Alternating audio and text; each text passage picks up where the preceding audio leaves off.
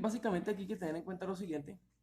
Nos piden que como primera medida tenemos que tener en cuenta que él gira alrededor del eje X. Aquí lo tenemos girando alrededor del eje X.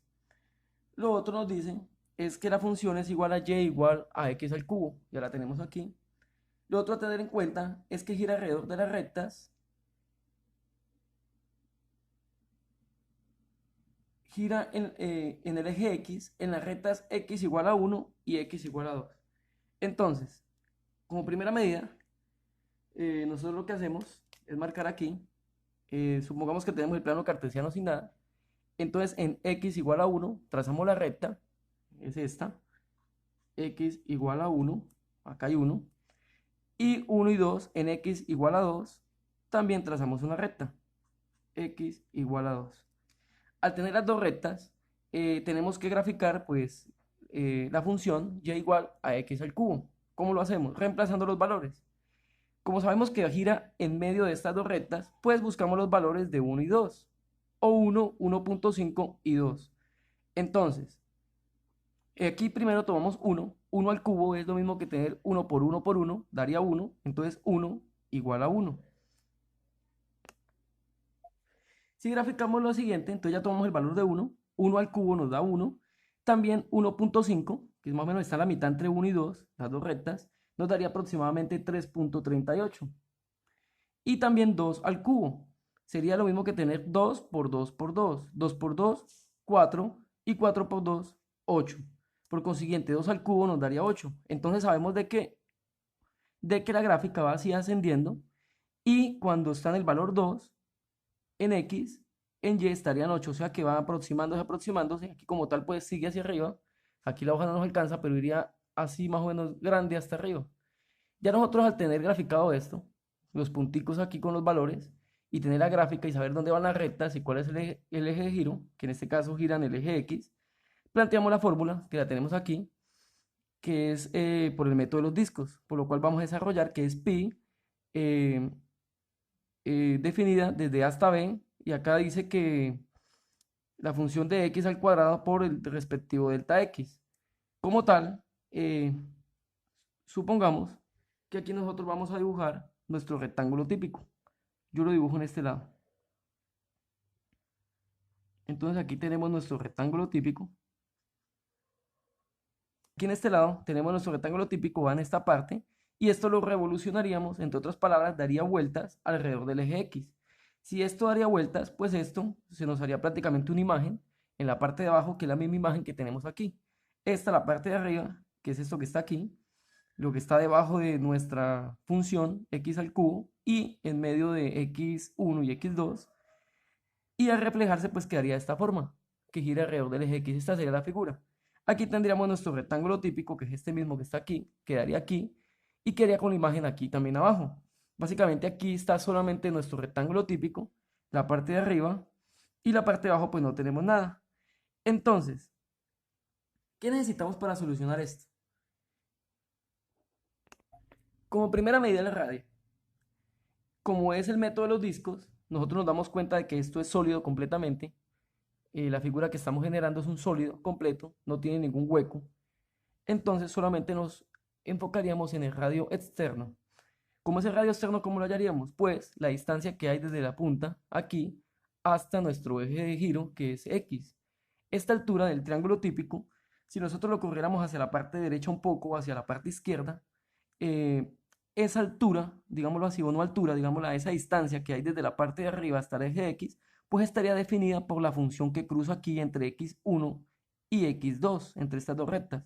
Si lo vemos un poquito para aquí, pues esa altura, esa distancia de aquí hasta aquí cambiaría, y si lo movemos un poquito aquí, pues cambiaría. Entonces, quien define la distancia de la parte de arriba hasta la parte de abajo es esta función que tenemos aquí. Entonces, ¿cuál es esta función que tenemos aquí? Pues x al cubo, que es esto que está aquí. Aquí abajo entonces tenemos de que radio, desde el eje X hasta la parte de arriba, ese radio, está definido por la función y igual a x a la 3. Entonces sería x a la 3, nuestra altura. Si nos podemos dar cuenta, la parte de abajo está en el eje de giro, es 0, porque la distancia de aquí no tiene ningún valor hacia arriba, está exactamente en el eje. Entonces, pues como es cero, sería despreciable por el método de los discos y solo tendríamos en cuenta la parte de arriba que es x al cubo. Si nos damos cuenta, al revolucionar esta parte de aquí, que tenemos acá, si nosotros sacáramos una tajadita, digámoslo así, un disco, si lo tomáramos desde este lado, esa rebanadita nos quedaría básicamente la figura que tenemos aquí. Esa figura tiene unas medidas o digamos así unos valores que tenemos que hallar. ¿Cuál es? El radio, que es la distancia desde nuestro eje de giro, que es esta de aquí, x, hasta la parte de arriba, que está definida por x igual a q, x al cubo, que fue lo que ya hallamos. ¿Qué tenemos que tener en cuenta? Como es un disco, geométricamente correspondería a un cilindro. Y para hallar la altura de un cilindro, pues nos enfocaríamos en qué tan ancho es esto, qué altura es, aquí como si fuese un cilindro, ¿eh? Y estaremos sacando solamente un disco o esa rabanadita pequeñita. Entonces, esa altura o esa distancia de aquí hasta aquí está definida por qué, pues por el delta x. O sea, qué tan pequeñito estoy tomando yo este valor, qué tan pequeño tomo nuestro rectángulo típico depende pues del delta x o qué tanto cambie este valor x. O sea, entre más pequeñito o un poquitico más grande o infinitamente pequeño, pues sería delta x.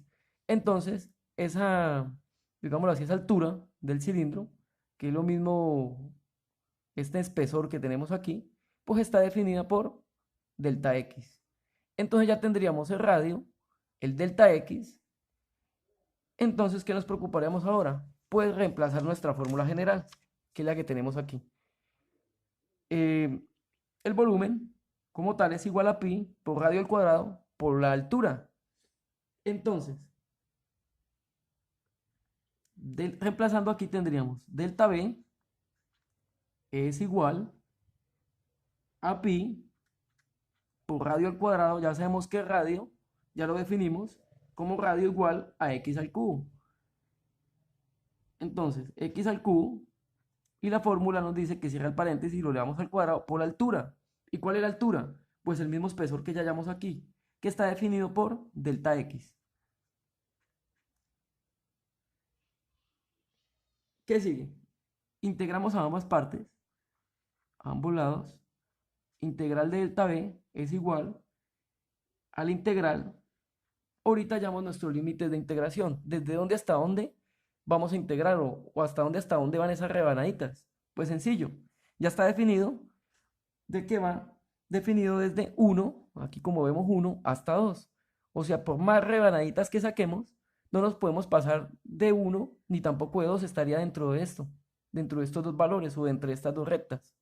Entonces, básicamente, los límites de integración iría desde 1 hasta 2 o de x1 hasta x2.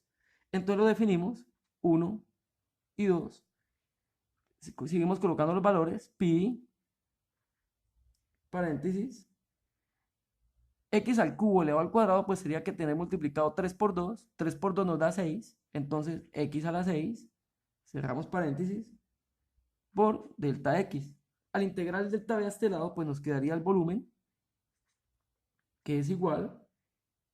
El pi lo sacamos afuera de la integral, quedaría pi por la integral definida desde 2, perdón, desde 1 hasta 2, de x a la 6 por delta x. Ahora, el volumen es igual a pi, que nos multiplica la integral de x a la 6. La integral de x a la 6 sería un séptimo por x elevado a la 7, definido desde 1 hasta 2. Tendríamos 1 hasta 2. Entonces, el volumen es igual. Esta constante la podemos sacar multiplicando a pi. Volumen es igual a un séptimo de pi por x a la 7, definido desde 1 hasta 2. Aquí llegaríamos al teorema fundamental de cálculo, en el cual pues reemplazamos los valores. Ya reemplazando estos valores, pues tendríamos que el volumen es igual a 1/7 de pi, x al cuadrado pues sería reemplazado, sería 2 elevado a la 7 menos el mismo valor, 1/7 de pi de x, que en este caso sería 1 elevado a la 7, y esto lo haríamos en paréntesis para resolver cada uno de sus partes independientemente y restándole. Entonces, como conclusión, al resolver eso tenemos de que el volumen es igual a 127/7 pi, teniendo en cuenta que el valor de unidad es unidades cúbicas, puesto que estamos trabajando volumen.